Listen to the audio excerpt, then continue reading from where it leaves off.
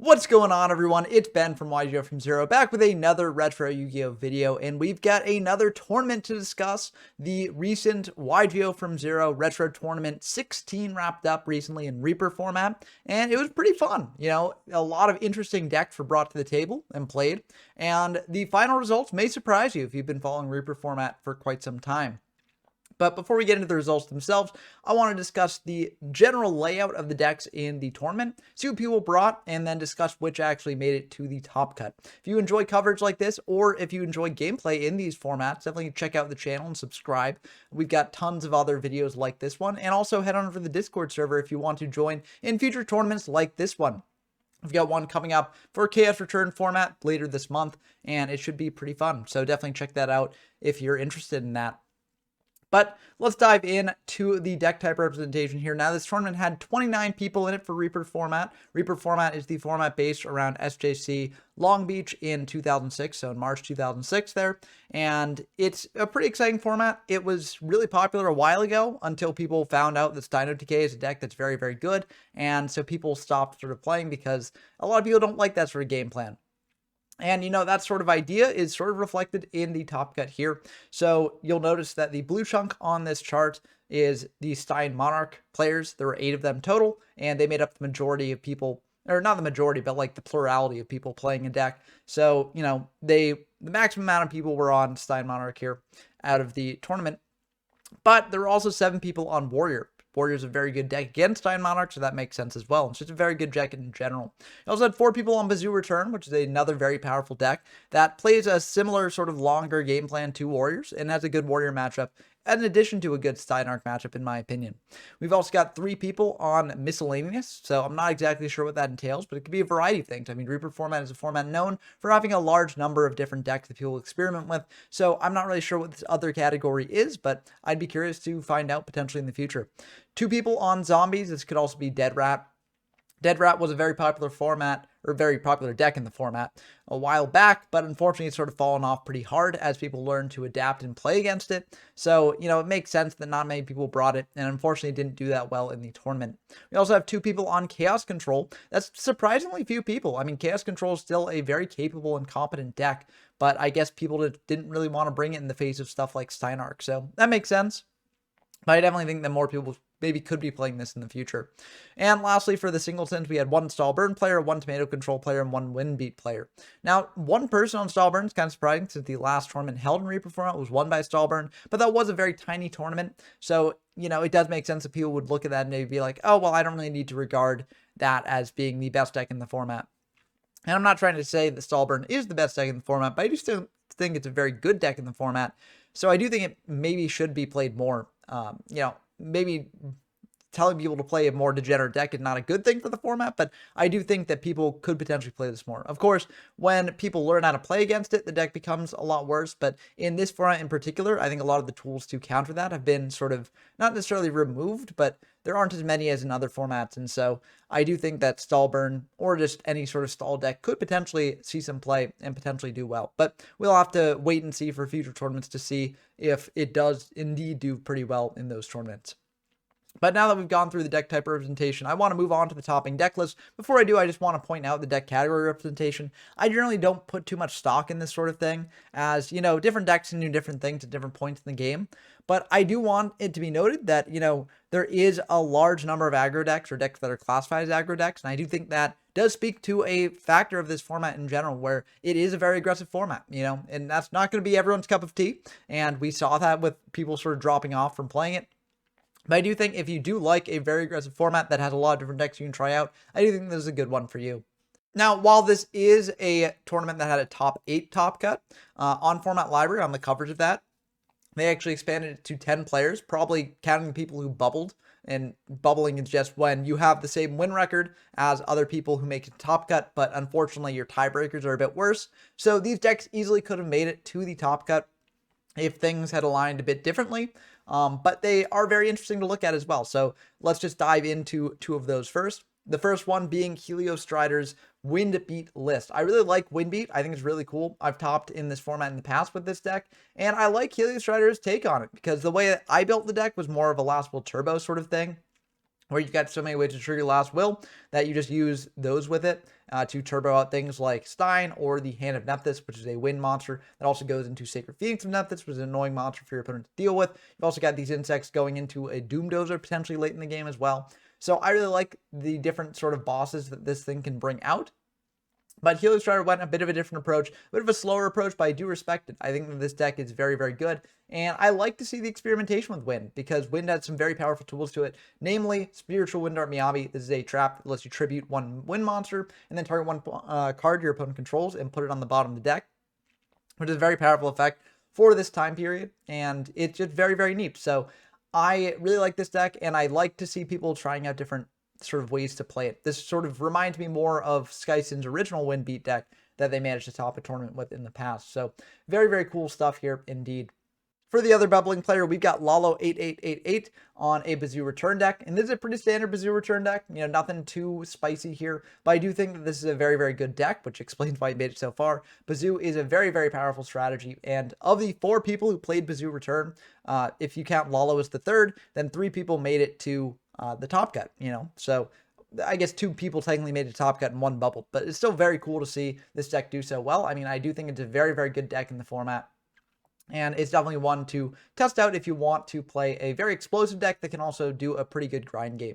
Moving into the official top 8 now, we've got Jim Bob here on Steinarch, and I mean, Steinarch is one of the decks in the format that a lot of people don't like. You know, they're like, well, it's just so sacky because you can just open Broken and just set up a turn on where you just go Monarch plus Will into Stein into Cyber Twin, and then that's 5,600 damage from the Twin plus 24 from the Monarch, and that's just an OTK right there. And this deck is very, very strong. I mean, you've got 3 Treeborn Frogs, so even if you're not OTKing, you're just playing the Monarch game plan and, you know, being aggressive with that. And also, you know, Jim Bob here is going all in on the Stein OTK stuff because they're playing a limited removal as well, which can buff up their Steins, but it also has some applications with buffing up Cyber Dragon. Also, if you draw a late game Cyber Stein when you don't have the life points to pay for it, limited removal could maybe turn this into value. I don't quite know. Either way, it's very interesting to see them going sort of all in on this sort of thing. But I like this approach to it. Unfortunately, it didn't really make them, you know, go higher than, I guess, tied for 5th place is technically what it is in the top cut. But still very cool to see people continuing to experiment with the Steinarch build and continuing to try and push this deck forward. Of course, Jim Bob wasn't the only player on the Steinarch deck. Dumpstruck also was on it, and they also tied for 5th place here. And, you know, there's a bit of a different approach to Jim Bob. You know, it's not playing the limited removal, it's playing 41 cards. It's also playing these double soul exchanges, which I believe Jim Bob was not playing. And it's only playing 1 Stein as opposed to 2. But I do really like this deck. I think it's very cool, and I think this is another good way to build it as well. It's also playing Mobiuses here as well, which can be very powerful. Only 2 tomatoes as opposed to 3 as well, which is kind of interesting. But I like this build of the deck. I think it's very, very serviceable. Only 2 Lost Wills is kind of interesting, though. I kind of like playing 3 if you're on Steinarch, but I guess, you know, it can break up your hand a little bit. So I get not playing that as well. But either way, good stuff here. You know, pretty standard Steinarch list, except for the 41 cards, I think. But still very, very cool to see people bring this deck and, you know, playing it in different ways. It's not a monolith of this deck for sure. The next person tied for 5th is Ghost of 41st Pass on Bazoo Return. And this is another sort of standard list for the deck. But again, the standard list is just really, really good. So it makes sense why, you know, people are playing it and doing well with it. I mean, I think this is very, very nice. Don's Lug is here, which I don't think was in Lalo's build of the deck, but it is a very good card to get in for a hand rip. Also searchable off Rhoda, which they are playing one of. So I like this deck list a lot. I think it's very good. And again, you know, it may not be breaking the wheel for this deck, but it is a very, very good deck list that clearly did well for Ghost in the tournament. Now, I know I've been showing off a lot of standard Bazoo return lists here, but if you want a spicy Bazoo return list, definitely check out Deleted Users list here that also tied for 5th place. And this is playing a bunch of things that most Bazoo decks do not typically play, mainly Dimension Fusion. Dimension Fusion is kind of like Return from the Different Dimension, but it's a spell. And so you can use it on your turn. You pay 2,000 life points, not half your life points, which can be better in some situations or a lot worse than others. So it's not necessarily a card that too many people play in this sort of deck, but here, Deleted User showing its power, making it all the way to the top cut, and putting forth a great performance with this deck. Very, very cool stuff. Also playing Triple Giant Churn to deck thin and get more monsters into the grave. Graveyard Spies is similar purpose. Double Blowback Dragons, also pretty interesting here, but it's a Dark Machine along with Jinzo. And, you can banish these for Chaos Orc and then bring them out off Dimension Fusion and get a lot of value that way. You kind of want these because if your opponent has cards banished as well, then when you Dimension Fusion, you need some way to clear them, and Blowback Dragon's a potential way to do that. I think this deck is really, really cool. Also, maining 3 Threatening Roars, clearly teched out against OTK decks, but, it clearly did come in handy for them here. And I think this deck is just really, really cool. Triple Thunder Dragon as well, also not necessarily a standard inclusion, but also a very good card in this deck with the card destruction, etc. So very, very cool stuff. And, if you want a direction to take Bazoo that's different from the typical approach, definitely check out this list for inspiration. Moving in to the top 4, tied for 3rd place, we've got Clemexon's 12 on a Warrior deck. I mean, Warriors is just a very, very good deck in this format. 3 of the top 4 decks were Warriors, so that should show how good this deck did this tournament. And it's just very, very aggressive, very, very grindy, and very, very good. So I like this deck a lot. I think there's a great sort of list that you can pick up if you want to play the deck. Of course, it differs from some of the other decks in the top cut here, the other Warrior decks, that is. But I think it's a very, very good start. I mean, it's just a classic deck. If you've played it in GOAT format, it operates on a similar principle here, but it's trying to hit other things in the meta rather than like Chaos Turbo. So I like this deck a lot. I think it's very good, and you'll be seeing a lot more of it in Top Cut as we go through the rest. Of course, before we get to the other Warrior decks, we've also got to talk about this Steinarch build from Gomberman here. There was a Steinarch build in the top 4, which is important to note because a lot of people hate Steinarch and they're like, oh, this is the best deck in the format.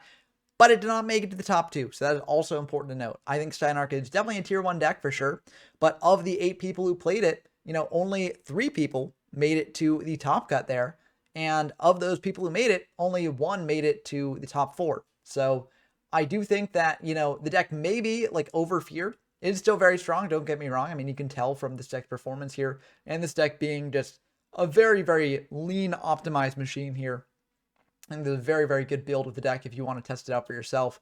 But I do think that, like, the deck over a long tournament can definitely falter a bit in places. And, might not be the deck that you want to bring to a tournament if you want to win the entire thing. Although it definitely has won big tournaments in the past. It definitely does suffer from some consistency issues and some other flaws as well. So while I do think it's very good, and congratulations to Yammer and everyone else who made it to the top cut, I will say, I don't necessarily think it's a tier 0 Steinarch format for sure, like some people think it is. But I also don't necessarily think this thing is going to be winning tournaments all the time. Diving into the top 2 here, we got Alafia 2 on Warriors, the 2nd place list, and it's a very, very good one.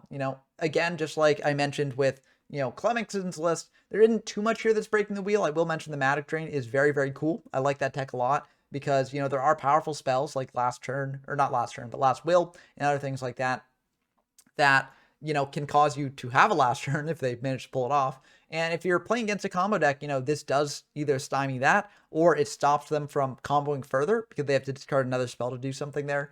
So I do like this card a lot. I think it's very, very cool. And I wonder if it'll see more play after this. Other than that, the deck is relatively standard. Triple Wangu's interesting, but this does stop like Treeborn Frogs and stuff. So it does make sense here. And it does also allow you to get pretty aggressive here. So very, very cool stuff. Unfortunately, it's not that teched out for the mirror match. And, there were a lot of Warrior mirrors clearly in the tournament and in the top cut. So that probably did cost Alafia 2 the top spot in this tournament. But, also they were facing another Warrior deck that is very, very good as well, piloted by another very good player too. And that player is GMYFS, piloting this deck, another Warrior deck. But again, it's sort of teched out a little bit for Monarchs. It's got the triple Dust Shoot. It's also got triple Reaper, which is very interesting. Not necessarily a standard choice, but this thing walling up your opponent for a bit, if they want to do an OTK, they can't really, is very, very good. So I like this deck a lot. I think it looks very, very cool. And, in the side deck, you've got some text for Warriors. You've got a Widespread Ruin, Double Saku, and then a Zabire of the Dark as well. So, it's a pretty good matchup into Warriors. Also, these bottomlesses go pretty hard in the mirror match as well. So definitely a very, very good deck here for sure. And a very, very cool build by GMYFS. So if you want a Warrior deck to pick up, this is potentially a great template to start. Or honestly, any of the Warrior decks that you see in Top Cut here. They all do slightly different things, but they're all very, very good in this metagame. Now that we've gone through the tournament results and all the topping lists there, I want to make a Reaper format tier list for end of June 2024, beginning of July 2024. If you're looking for, what decks are in the meta and what to bring to a tournament in the future, this will hopefully be a useful tool for you. Now, of course, whenever making a tier list like this in a format that isn't getting the most attendance nowadays, it can be a bit iffy, right? We don't have the major turnout and statistics that like GOAT or Edison have to make their tier lists, but I'm going to try and do my best and explain what I think can potentially win a tournament, or at least top a tournament, or just do well in general. Now, a brief explanation of these tiers before I begin. I generally base these tiers off of, basically a tournament framework. So tier 0 is if you expect like almost all the top decks in a top cut to be one deck, and that deck to basically win every tournament. That's going to be a tier 0 format. A tier 1 is a deck that you expect to potentially top and it might win, but you don't necessarily, like, there's not just one of them, right? There are a bunch of decks that fall into that category, right? If it won, you wouldn't necessarily be surprised, but you also expect it to top in general. Tier 2 is a deck that you wouldn't necessarily expect to win, but you would potentially expect it to top. If it topped, you would not be surprised, but if it won, you would be surprised. Rogue is if it topped, you would be surprised by that. You're like, wow, I did not expect this deck to top, but it can also potentially take some games here or there. So it can actually pull off its game plan and do that sort of thing. Trash are decks that I don't even think could like top at all. I generally think they struggle to win single games, just in general. And so their game plan just doesn't come together into something that can consistently win in any regard. That's going to do it for the tier explanations. Let's dive into the decks themselves. And of course, I'm going to start out with the deck that sort of dominates everyone's mind in the format, and that's Stein OTK. This could also just be viewed as like pure Monarchs as well. I think part of the issues of this deck sort of go across the lines if you play Stein OTK or just regular Monarchs. The main issue being that it bricks, and when it bricks hard. And that brickiness can cause it to lose games occasionally or cause it to struggle over the course of a long tournament. Now, in the best Monarch players' hands, then this isn't necessarily as big of an issue because they know how to play around, bricking like that. But I think in general, that brickiness can come up and can potentially cost it from winning and potentially cost it games, which is why it's not tier 0. It is tier 1. When it does go off, it goes off hard, and there's not really a way to combat it in most games. But when it does brick, it can really falter. So I'm going to say tier 1. I expect this to top most tournaments because I think over the course of a Swiss bracket, then these decks will likely be able to do well enough to make it to top cut. But then in the final top cut, they can potentially struggle making it to the top. But they have won tournaments in the past, and I do think they can win tournaments in the future as well. So that's why it's tier 1. But I don't think it's tier 0 by any means. I'm going to say that Bazoo Return, I honestly think is a little bit better than Monarch. There were 4 Bazoo Return players in this tournament. 3 of them made it to top 10. I think that's pretty good. 2 made it into the top cut themselves, and 1 bubbled. I think that's really, really good for the deck. And the deck is just very, very good. It's very grindy. It is a good matchup into Warriors as well. So I think this deck is very good and very poised to potentially win the next tournament, especially if more people jump on the Warrior strategy here. But of course, while I'm talking about Warriors, I should also mention Warriors. I think the Warriors is kind of the top dog in the format right now, given the results of this tournament and given how many people were playing it. You could argue like, oh, well, 7 people were playing Warriors and only 3 made it to top cut. So, compare that to the Monarch stats where 8 people were playing Monarch and only 3 made it to top cut. It's not really that different there. And that is somewhat the case. But you got to keep in mind that the 3 people who played Warriors who made it to top cut were in the top 4 slots, right? So I think that does bump it up a bit over Monarchs. And I do think the deck in general is a bit more consistent. And if people do play less Monarchs in the future, which, they might after seeing its results here not really translate to a top cut, or not necessarily a top cut, but a winning performance, then I think that, Warriors will also lose the ability to be sacked as much and just be blown out before they can actually set stuff. But I do think it's a very, very good deck. So I'm going to put it in tier 1 there. Moving on to some other decks here. I'm just going to go through the rest in no particular order.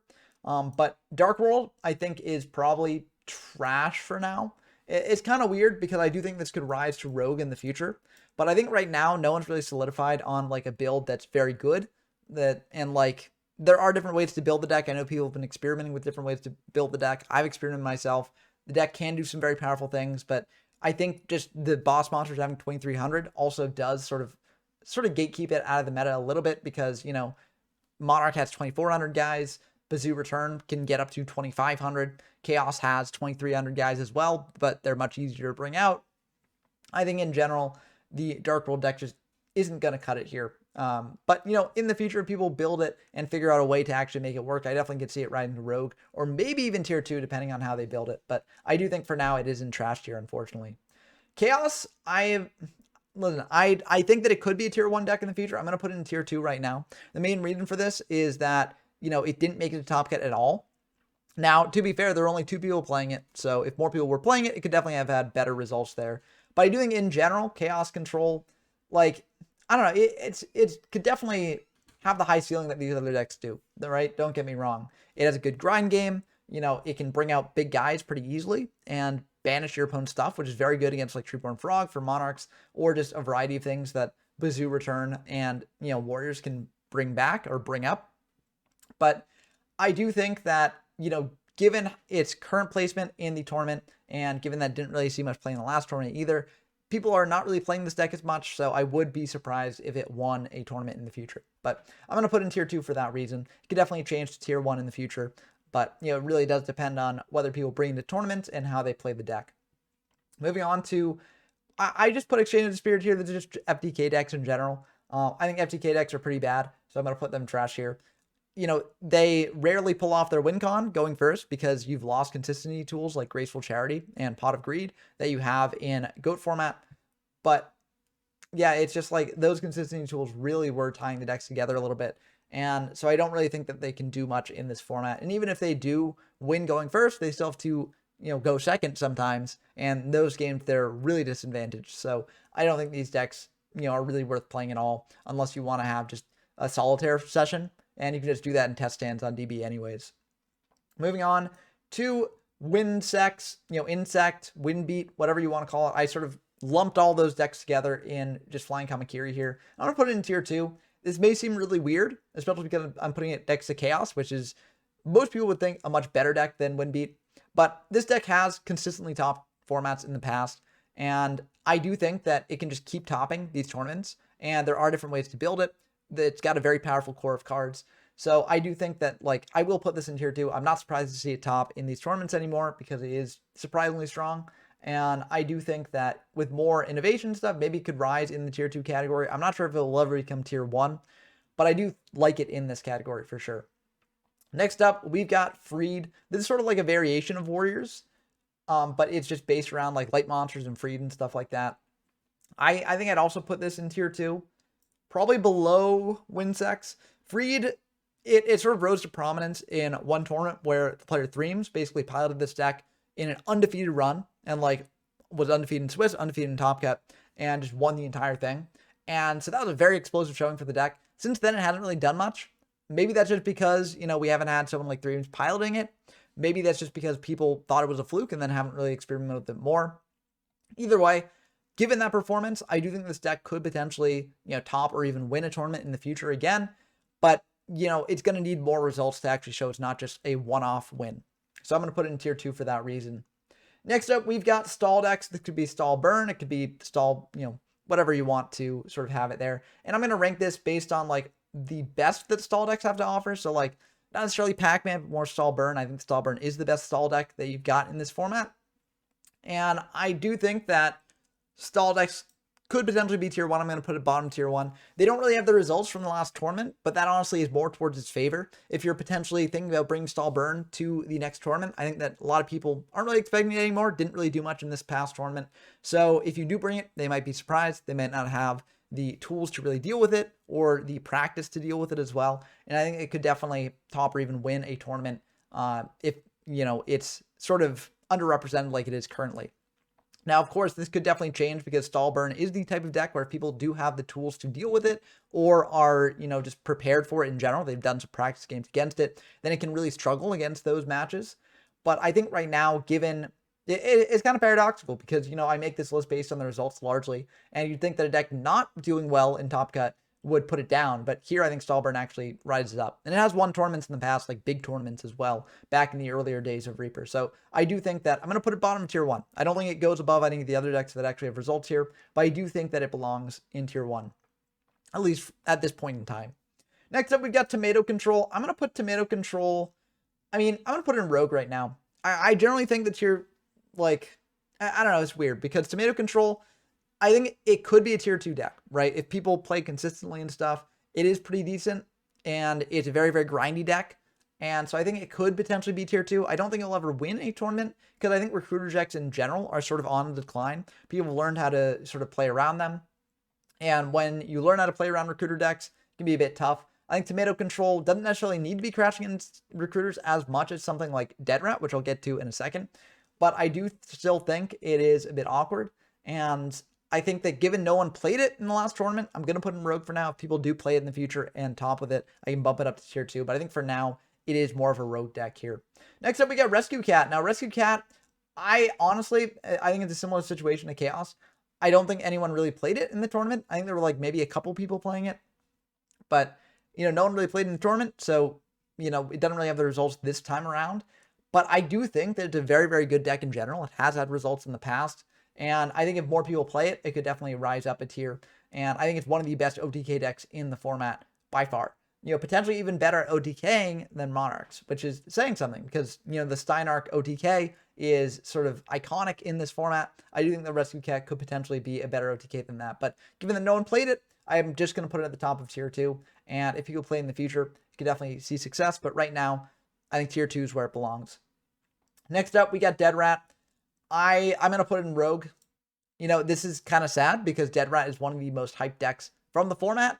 And, it's one of the things that got a lot of people playing because Dead Rat's such a cool idea for a deck. Basically, it's like crashing like turtles and rats and stuff, bringing out these Ryukokis, potentially creature swapping a turtle or rat to your opponent and just getting in for big damage that way. But unfortunately, the deck has just not put up results over the course of Reaper's history. And I think more recently, people have really grown adapted to dealing with decks or decks like this that are just trying to run in recruiters and do things with them. So I do think that the deck is unfortunately just not at a point where it can like top consistently at all. If it does surprisingly top, in the future, then I would love it. And maybe if it consistently tops in the future, it could rise up a tier. But I think for now, I would be surprised if it topped. So I'm going to put it in Rogue. Next up, we got Strike Ninja. I feel like, so again, Strike Ninja is one of those decks where, not many people have played it recently. And so it's kind of tough to place it. I kind of want to put it top of Rogue because, again, like, not many people are playing this. It's one of those things like Rescue Cat and Chaos Control where I definitely think they could be in the higher tier. But given the results, I have to put them in a lower tier because I just can't, base this on just feelings, right? I got to base it on some statistics. This deck has topped in the past. Like, it's very, very competent and very, very good. But it's debatable whether it can still, manage to be very good in the current iteration of Reaper, where decks have just grown a lot more aggressive and, you have more powerful return decks like Bazoo, I think. So I do think it's very good, but I am just going to put it in Rogue for now. But it could definitely ride in the future. More people play it, more people experiment with it. And so, yeah, I don't know. I think a lot of these placements on this list could definitely be up to interpretation. And if you want to place them in different tiers, I could definitely be fine with that. But I do think that in general, the structure is relatively good. I will also say, last deck here is Uriah, mainly because I've made a video on it, and this is definitely trash here. I think it's above FTKs for sure, but it's just kind of rough. And to be fair, like comments pointed out, like after I did the video on it, that there are other things you can do with the deck and other cards you can play that I do think are really cool, and that would be cool to like try out. But I think even with those things, like this deck probably is not going to be topping any tournaments anytime soon, and if you win a game with it, then you're pretty lucky. But you've won it with a very iconic card, and if you play this deck, you kind of go into it knowing that. That's the thing about these tiers. Even though I'm saying like these decks are trash, these decks are rogues, etc. Like if you pick up a deck and play it, like what you want to do with this deck, right? Like if you play like Dead Rat, you're mainly aiming to bring out Ryukoki off a recruiter and stuff. If you win or lose, that's another thing. But, you're trying to pull off the deck's main win plan. And oftentimes these game plans can lead to a win. But even if it doesn't, they're sometimes just fun to play for the decks that they are and the strategy that they are. So, I'm not making this tier list to discourage anyone from playing these. I just think that this is a good sort of look at if you're playing a tournament, this is probably what you can expect in terms of the tiering, and hopefully this will help you potentially decide on what deck to play in the next tournament if you do want to play in that. But I hope that you enjoyed this video as always. And if you did enjoy it, definitely subscribe to the channel. And also, if you want to support me directly, I've got a Patreon linked in the description down below. And if you join the Patreon, you'll get a shout out for these videos. So big shout out to Tyler Compton, GMYFS, Rinswin, Porkchop Goon, Brendan Donker, and Dump Truck. It means a lot that you all support me this way and encourage me to make more videos like this one. Anyways, I hope that you enjoyed. As always, check out all the links down in the description down below. And until next time, I've been Ben from YGO from Zero, and I'm signing off.